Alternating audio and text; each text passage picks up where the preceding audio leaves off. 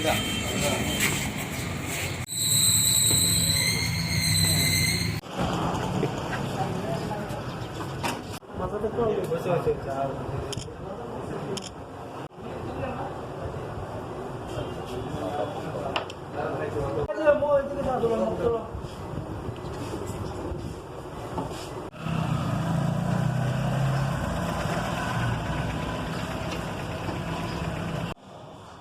10 তারিখে আমরা সুনীল সরকার নামে রামঠাকুর রোডের একজন ব্যক্তি লিখিত একটা অভিযোগ করেন যে ফেসবুকে আমাদের মাননীয় এমপি মহোদয়া প্রতিমা ভৌমিক সম্বন্ধে কুরুচিকর একটি মন্তব্য করেছে সেটার উপরে।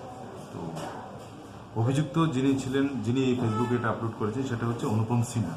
ওনার বাড়ি হচ্ছে কল্যাণপুরের মণিপুরি বস্তিতে। তো আমরা কেস রেজিস্ট্রেশনের পর আমরা এই কেস নিয়ে যখন আমরা ইনভেস্টিগেশন শুরু করি ততক্ষণে দেখা যায় যে সেই অনুপম সিনহা অ্যাকিউজ সে মণিপুরে উখরাল ডিস্ট্রিক্ট এক জায়গায় পালিয়ে গেছে।